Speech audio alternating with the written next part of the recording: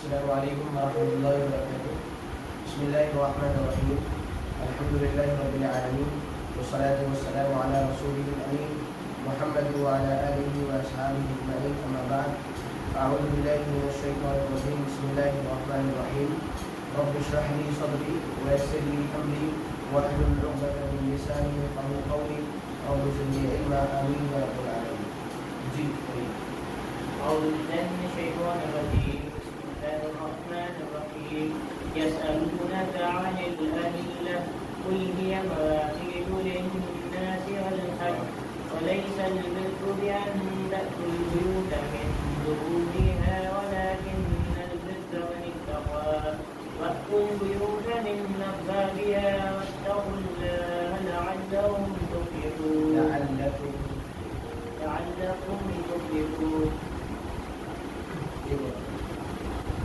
وقاتلوا في سبيل الله الذين يقاتلونكم ولا تعتدوا إن الله لا يحب المعتدين.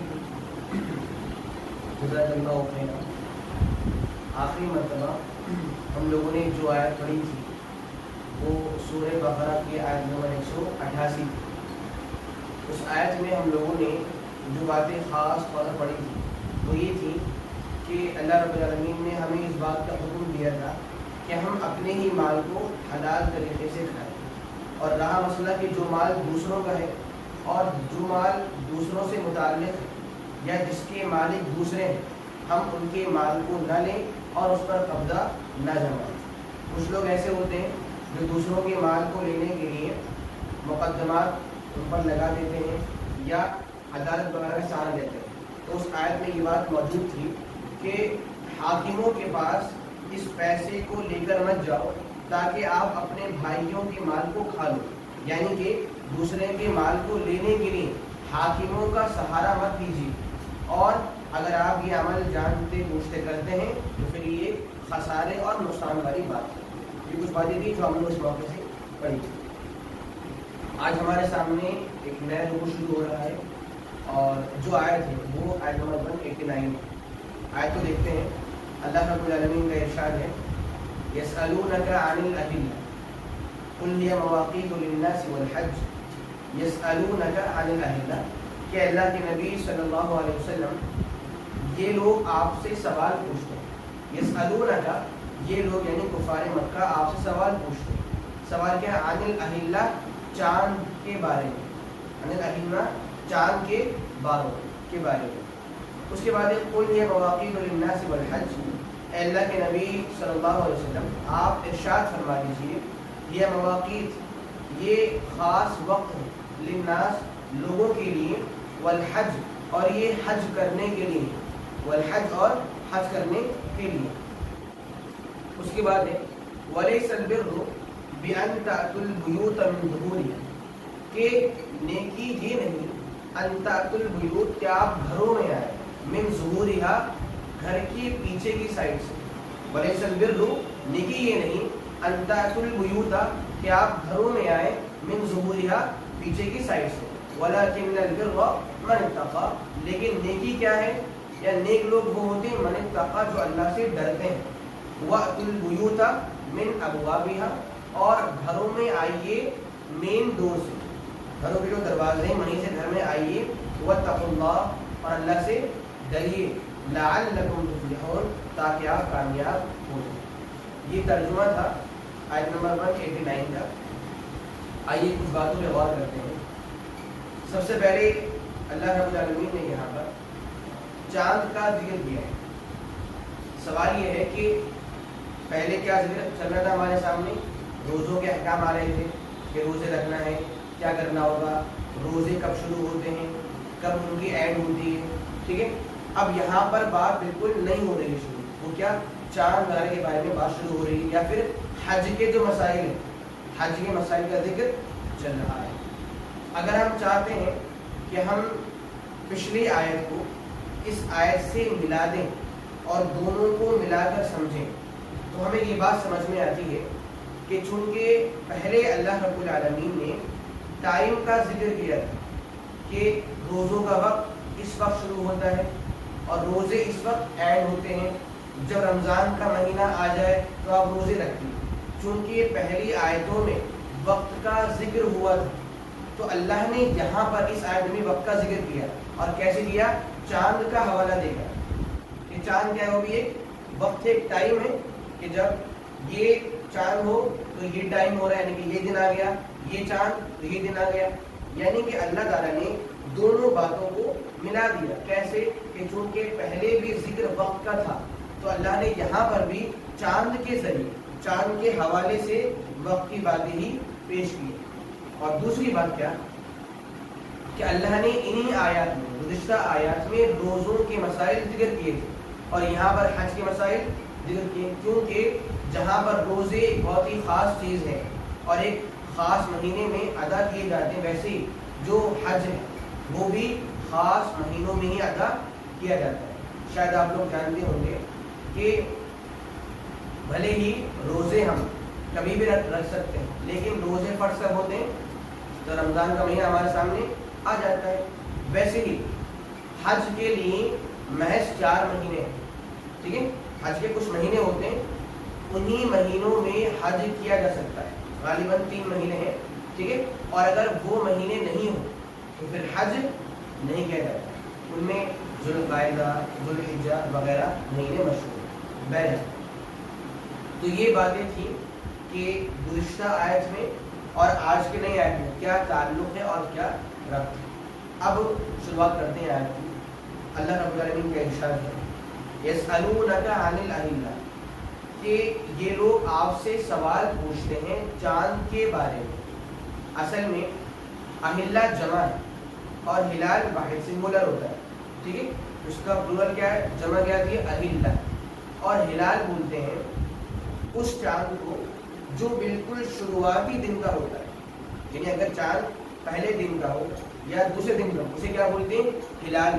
اور جب چاند آگے بڑھ جائے تو پھر وہ قمر بن جاتا ہے، اور جب وہ اور آگے بڑھ جائے تو پھر وہ بدر بن جاتا ہے. یہ چاند کے کئی نام استعمال ہوتے ہیں. سوال کیا ہو رہا ہے کہ یہ لوگ آپ سے چاند کے بارے میں پوچھ رہے ہیں.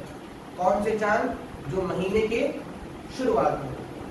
اب سوال یہ ہے کہ کفار مکہ چاند کے بارے میں سوال تو پوچھ رہے ہیں، لیکن چاند کے بارے میں وہ کیا سوال پوچھ رہے ہیں یہ بات مینشن آیت میں کیا ہے. یہ لوگ آپ سے شروعاتی دنوں کے چاند کے بارے میں سوال پوچھتے ہیں. کیا سوال پوچھتے ہیں یہ بات مینشن نہیں. کوئی اندازہ کیا سوال ہو سکتا ہے؟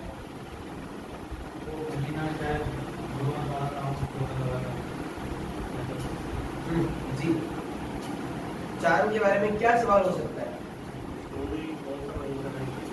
کون سا مہینہ ہے؟ وہ لوگ تو حساب کتاب میں بہت ماہر لوگ تھے، ان کا حساب کتاب تھا، ان لوگوں سے بہت اچھے سے حساب کتاب آتا تھا. خیر بتائیے.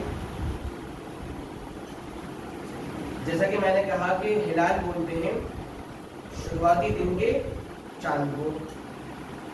ان لوگوں کا سوال یہ تھا کہ ایسا کیوں ہوتا ہے کہ شروعات میں چاند بہت ہی باریک ہے اور جب دن بڑھ رہے ہیں تو چاند بڑا ہو رہا ہے، اور جب 14ویں رات آ جاتی ہے 14 کو مکمل بدر اور بڑا سارا چاند بن جاتا ہے، اور 14 کے بعد دوبارہ سے ڈگریز اور کم ہو رہا ہے، بڑا تھا اور چھوٹا چھوٹا چھوٹا، حتیٰ کہ آخری دن میں آخری رات جو ہوتی وہاں پہ غائب ہو جاتا ہے. سوال ان کا یہ تھا کہ ایسا کیوں ہو رہا ہے کہ جب مہینے کی اسٹارٹنگ ہے تو چاند بہت ہی باریک ہے، پھر اور بڑا، پھر اور بڑا، پھر اور بڑا ہو رہا ہے، اور جب مہینے کی اینڈ آنے والی ہے پھر چاند دوبارہ سے گھٹ رہا ہے، کم ہو رہا ہے. تو سوال یہ تھا کہ ایسا کیوں ہو رہا ہے، کیا وجہ. اب آپ دیکھیے ان لوگوں کو سوال بالکل مناسب تھا کہ بھائی یہ کیوں ہو رہا ہے. وہ دیکھ رہے ہیں نا روز کے بھائی چاند پہلے تھوڑا تھا، پھر بڑھ رہا ہے، پھر بڑھ رہا ہے، پھر پورا کمپلیٹ ہو رہا ہے، اس کے بعد دوبارہ سے آدھا اور بہت ہی کم ہو رہا ہے. تو وہ جو دیکھ رہے تھے وہ سوال پوچھ رہے تھے، لیکن اللہ نے جو جواب دلوایا وہ جواب الگ ہے. وہ جواب کیا ہے آگے. قل ہی مواقیت للناس والحج. اے اللہ کے نبی صلی اللہ علیہ وسلم آپ بیان فرما دیجئے، آپ ان سے کہہ دیجئے ہی مواقیت، یہ جو چاند ہے یہ لوگوں کے لیے طے شدہ وقت ہے. ہی مواقیت للناس، یہ جو چاند ہے یہ چاند لوگوں کے لیے طے شدہ وقت ہے. والحج، اور یہ حج کرنے کے لیے ہوتے ہیں، اور یہ حج کرنے کے لیے ہوتے ہیں. یعنی اللہ نے کفار کے سوال کا جواب دیا ہی نہیں. کفار کیا پوچھ رہے ہیں؟ ایسا کیوں ہو رہا ہے کہ پہلے چاند چھوٹا ہے پھر بڑا پھر بڑا. ان کا سوال ریزن کے بارے میں کہ کیوں ہو رہا ہے ایسا. اللہ نے جواب ریزن کے بارے میں دیا ہی نہیں. اللہ نے جواب ڈائیورٹ کر دیا کہ چاند کیوں ہوئے پیدا، یا وجہ کیا ہے کہ یہ تاکہ لوگ کے لیے ٹائم کا کام کریں اور لوگ ان کی روشنی میں اپنے جو حج کے ایام ہیں وہ بھی جان سکیں. یعنی اللہ نے سوچ کیا دی کہ اگر غیر ضروری سوالات پوچھے جائیں، وہ سوالات جن کا تعلق عمل سے نہ ہو، اور جو چیزیں یا جو سوالات انسان کے ایمان کو نہ بڑھائیں، تو پھر یہ جواب دینے والے کا حق ہے اور اس کی ذمہ داری ہے کہ وہ سائل کو اس بارے میں بتائے کہ آپ نے جو سوال پوچھا تھا وہ سوال غیر ضروری تھا، اور جو میں جواب دے رہا ہوں وہ جواب کیا ہے؟ ضروری. اللہ نے یہاں پر ہمیں یہ سوچ دی. سمجھ رہے ہیں سوال کیا ہے اور اللہ کا جواب کیا ہے. تو سوال تھا غیر ضروری کہ کیوں ہو رہا ہے. اللہ نے جواب کیا دیا کہ چاند پیدا ہوئے ہیں تاکہ وہ لوگوں کے لیے ٹائم کا کام کریں اور ان کی روشنی میں لوگ کیا کریں، اپنے حج کے ایام کو بھی جان سکیں. ٹھیک ہے سامعین، یہی وجہ ہے کہ جہاں پر اسلام نے سوال پوچھنے کا حکم دیا، آپ جانتے ہیں اس بارے میں کہ اسلام نے ہمیں بہت ہی ابھارا ہے کہ ہم لوگ زیادہ سوال پوچھا کریں. باقاعدہ سوال پوچھنے کو بولتے ہیں مفتاح خزائن العلم، کہ سوال پوچھنا یہ علم کے خزانوں کی چابی ہے. سوال پوچھنا کیا ہے؟ علم کے خزانوں کی چابی. کیا مطلب؟ کوئی انسان ہے بہت بڑا جانکار ہے، اس کے پاس پورا علم موجود ہے. اب اگر آپ اس سے سوال نہ پوچھیں تو وہ اپنا علم آپ کو نہیں دے. آپ سوال پوچھیے، علم کے خزانے کھل رہے ہیں اور آپ کو علم مل رہا ہے. یہی وجہ ہے کہ اللہ کے نبی صلی اللہ علیہ وسلم نے صحیح بخاری کی ایک حدیث کے اندر سوال پوچھنے کو دین قرار دیا. سمجھ رہے ہیں بات کو؟ اللہ کے نبی صلی اللہ علیہ وسلم نے سوال پوچھنے کو کیا کہا کہ یہ دین ہے. شاید کو واقعہ یاد ہوگا کہ جب ایک مرتبہ حضرت جبریل علیہ السلام نبی کے پاس ایک انسانی روپ میں آئے تھے اور کچھ سوالات پوچھے تھے کہ اسلام کیا ہے، ایمان کیا ہے، اور قیامت کب آئے گی، قیامت کی کیا علامات. انہوں نے آ کر صرف نبی سے سوالات پوچھے تھے، اور جب وہ چلے گئے، ٹھیک ہے، نبی نے صحابہ سے پوچھا. ایک صحابی تھے عمر ابن خطاب، سوال پوچھا آپ نے ان سے کہ عمر جانتے ہو آپ کہ یہ سائل کون تھے، سوال پوچھنے والے کون تھے؟ وہ کیا بولے؟ اللہ و رسول عالم، اللہ کو اور اس کے رسول کو بہتر علم ہے، میں نہیں جانتا. آپ نے کہا کہ یہ جبریل تھے، انہو جبریل، یہ جبریل تھے. اتاکم یعلمکم دینکم، یہ آپ کے پاس آئے تھے آپ کو آپ کا دین سکھانے کے لیے، آپ کو آپ کا دین سکھانے کے لیے. جبکہ وہ کچھ بھی نہیں بول رہے. بول کون رہے ہیں؟ اللہ کے نبی. صرف سوال پوچھ رہے ہیں کہ اسلام کیا ہوتا ہے، ایمان کیا ہوتا ہے، احسان کیا ہے، قیامت کب ہے، کیا علامت. صرف سوال پوچھ رہے ہیں. مگر اللہ کے نبی نے ان کے سوالات پوچھنے کو کیا کہا کہ یہ علم ہے اور یہ دین ہے. ٹھیک ہے، تو سوچ کیا ملی؟ اسلام نے سوالات پوچھنے پر ابھارا ہے، لیکن وہاں پر ایک باؤنڈیشن لگا دی کہ آپ سوالات تو پوچھیں، لیکن جو سوالات غیر ضروری ہیں اور جن سوالات سے آپ کا ایمان نہ بڑھتا ہو یا جن سوالات سے آپ کا اخروی فائدہ نہ ہو، انسان وہ سوالات بالکل بھی نہیں پوچھے. سمجھ رہے ہیں؟ یہی وجہ ہے. ایک قول ملتا ہے عمر ابن خطاب سے، وہ کہتے تھے لا تسألوا عما لم یکن، کہ اے لوگوں اس بارے میں سوال نہ پوچھو جو چیزیں ہوئی نہیں ہیں. یعنی کہ جو چیزیں نہ ہو لوگ اسے ازیوم کریں، سوچیں اچھا یہ ہو کیا ہوگا.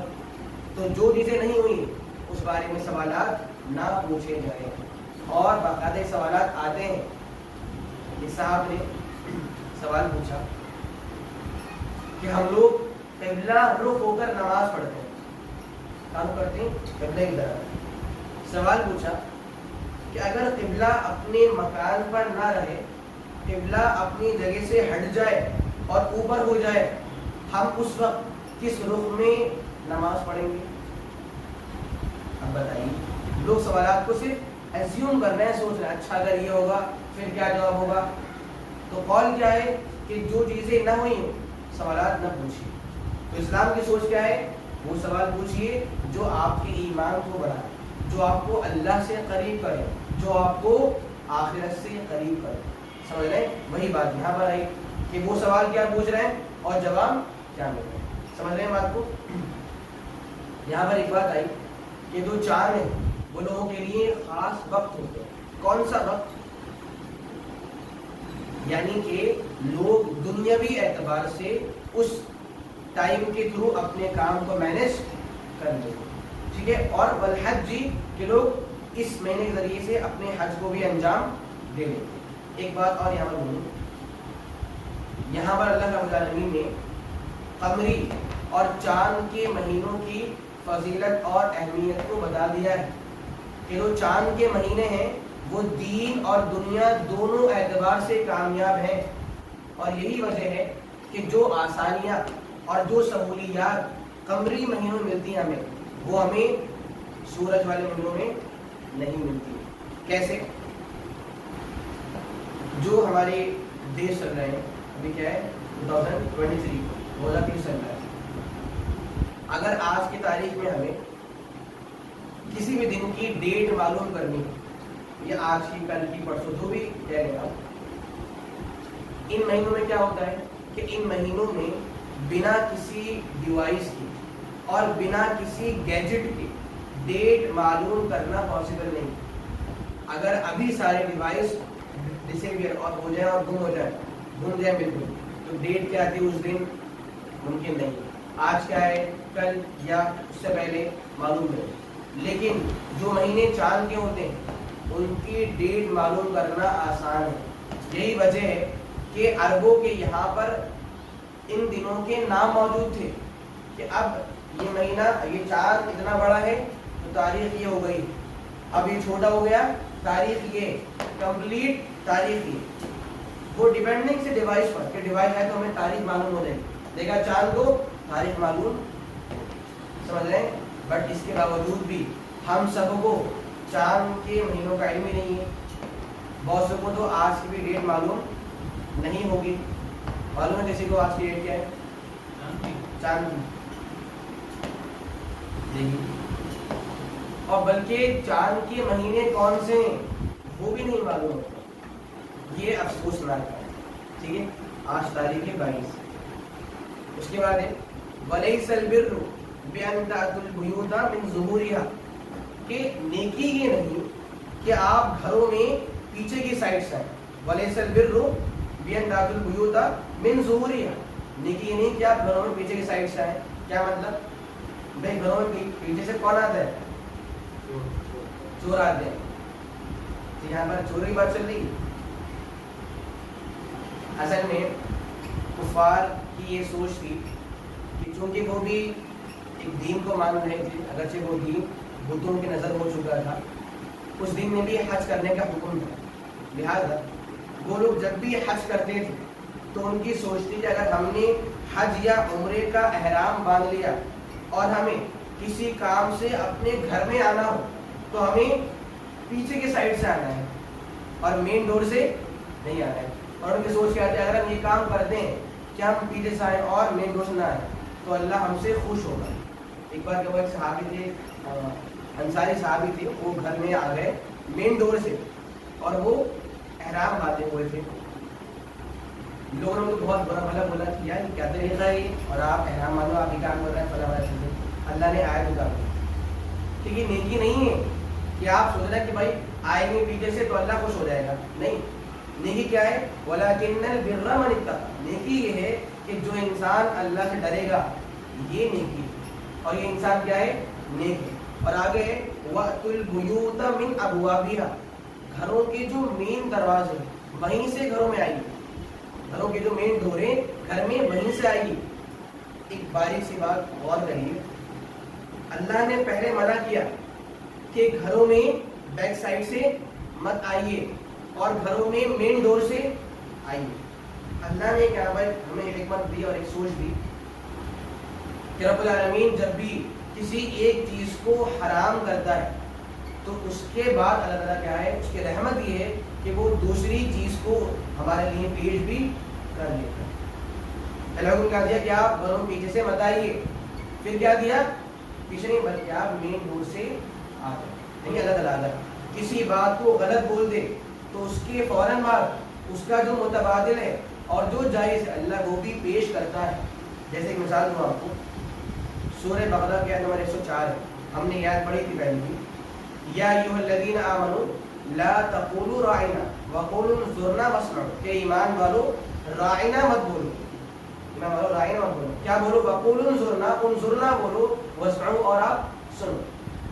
پہلے منع کیا نا، راعنا مت بولی، پھر ہم کیا بولیں، اللہ نے جواب دیا وقولوا انظرنا، انظرنا بولا کیجیے. یعنی اللہ کی رحمت ہے کہ جب وہ کسی ایک چیز کو حرام بول دے تو چاہے وہ اس کے متبادل کو جو جائز ہو، جو حلال ہو، وہ ہمارے لیے پیش بھی فرماتا ہے.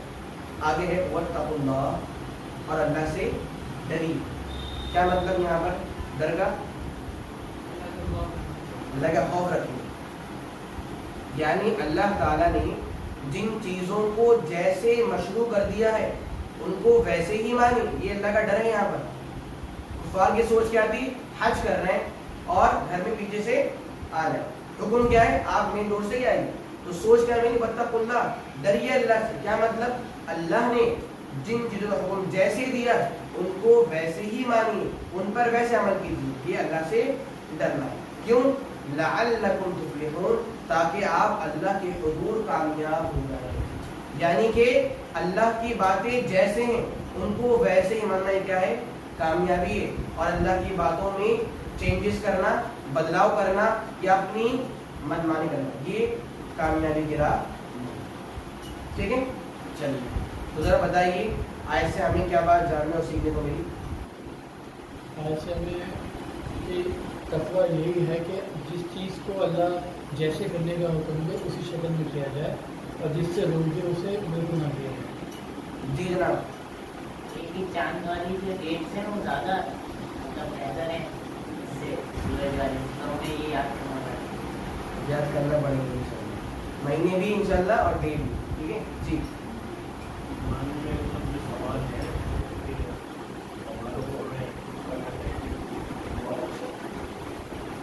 ٹھیک ہے جی.